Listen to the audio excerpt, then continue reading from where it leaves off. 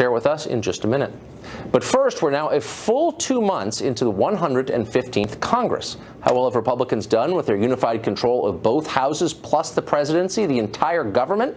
Well, so far, they passed no major legislation, haven't held a hearing for Supreme Court nominee Neil Gorsuch, and still have not confirmed 4 of the president's cabinet picks. More meaningfully, perhaps, they also haven't confirmed dozens of political appointees you have never heard of, but who are critical for running the government. The Senate's been in session for 57 days so far. They've already taken 22 days off. They'll have a massive 2-week break in April, too. What exactly is going on up there? Senator John Cornyn is the Senate Majority Whip. As Whip, his job is to win Senate votes by keeping Republican senators in line. Senator Cornyn of Texas joins us now. Senator, thanks for coming on. Thanks, Tucker. So we checked the record of the Obama administration in its first couple of months in office in early 2009 against the record here. Now, Obama had a Democratic Congress, as you know. So by March 1st, 8 years ago, the Congress had passed and the president had signed the Lilly Ledbetter Fair Pay Act. They'd renewed S-CHIP, the Children's Health Insurance Program. They'd signed a $831 billion stimulus bill. And, of course, the Congress had approved the president's plan for withdrawing from Iraq. They've done an awful lot. This Congress, Republican Congress, doesn't seem to have done much at all. Why hasn't anything been done so far exactly? Well, the main reason is because Democrats have been dragging their feet on nominations and burning up time. For example, Ryan Zinke was approved by a substantial supermajority today.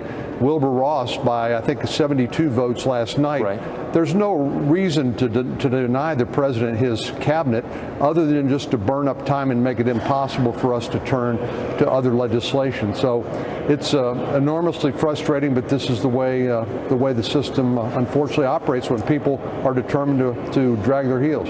So why so much time off then? Why does the Senate take so much time off? 40% of the days since this Congress convened, the Senate has not been working. In April, according to the Senate calendar, you guys are only working for 10 days the entire month. If it's taking more time than expected, then why not work more? Well, we didn't get a president until January the 20th, and that's about 5 weeks ago, roughly. And yes, we were in session for most of that time. We did take a week to return home. I took a number of my colleagues to the border, thinking it was important, with all the attention given to border security and trade and taxes and the like, to take some of my colleagues from North Carolina and Nevada to learn more about the important relationship, economic relationship we have with Mexico because of bilateral trade. And those are the kinds of things you do when we're not in session. So it's, right. I dare say it's not taking time off. Well, and I don't think you all are lazy. I don't mean to suggest that. I just mean that there's a new government elected in November, and they can't govern because they can't get their people appointed. As you know, I mean, I've spoken to people at the cabinet level who say, my guys aren't going to get confirmed until the middle of the summer, till July. I mean, that's kind of a crisis. So why not forestall the trip to Mexico and just get the government installed? Wouldn't that be a better course? Well, there is a problem in that many of the sub-cabinet nominees have not yet been nominated, and so there is nothing for the Senate to operate on. I'm hopeful that the White House will accelerate the nomination process and get them to us so we can take them up and confirm them. But you're right, it's enormously frustrating to all of us, but it's a combination of both obstruction on the Democratic side and the, at least so far, the administration not getting these sub-cabinet appointees to us for confirmation. But, I mean, you all could just drop the hammer on the Democrats and do it, couldn't you? Well, we can't make the White House nominate sub-cabinet nominees. We can grind through the cabinet-level nominees, and we literally have been doing it. Under the Senate rules, we can get to about 3 a week when they are obstructing as they are now. And again, this is part of their relitigation, I guess, of their loss on November the 8th. They simply have not gotten beyond the denial and now anger. Sooner or later, I think they're going to have to reconcile themselves to the fact that they lost to the election, and then try to be productive. Well, I mean, I'm no PhD in Senate order, but you could force this stuff. You could just do it. You have the votes, don't you? Don't Republicans have the votes to do whatever they want, essentially, short of a Supreme Court nomination? Well, on confirmations, you're right, it takes 51 votes now instead of the 60, thanks to Harry Reid. But it did not affect the process by which it takes us aggravatingly long time in order to confirm nominees. So the most we've been able to do, given Democratic obstruction, is 3 a week, and that's one reason for the slow pace. It's just no excuse for it, but that's unfortunately the process. So, I mean, it does seem from an outsider's perspective like maybe there's an ideological component here. I know that a lot of Republicans in Washington don't agree with some of the president's priorities. And if you look at the bills, and we took a check of this, that are languishing in committee, I just wonder if any of these will ever get out. So Kate's law, the famous Kate Steinle law that would set mandatory minimums for illegal immigrants reentering the country, is sitting in a committee. The bill that would revoke any chance of becoming a citizen for U.S. nationals engaged in terrorism. I mean, you could kind of go down the list. A bill that would prevent refugees from being settled in states if the governor opposes it. Do Republicans in leadership support those efforts, do you think? Well, I think by and large we are supportive of the administration's positions, but the bills that you mentioned, of course, died at the end of the Obama administration, had to be refiled, and so they have to go through the committee process. Part of why the Judiciary Committee is delayed now is because we're working and anticipating the confirmation of Judge Gorsuch to the Supreme Court. Other committees are working primarily on the Obamacare repeal and replace, which will take place in the coming few weeks. That's been our focus, along with tax reform, which we plan to do shortly after that. So I share with you your frustration about the slow pace. Unfortunately, a lot of that's built into the process, but we're determined to get some important things done. So, I mean, reassure Republicans who voted for Trump that none of this is being slow-walked. I know a lot of people who work on Capitol Hill who are Republicans who did not vote for Donald Trump. They voted for Hillary Clinton. Some of them are in your office, by the way. Are you sure that your staff, it's true, are you sure that your staff and the staff of other leaders on the Republican side in the Senate and the House are really supportive of this agenda?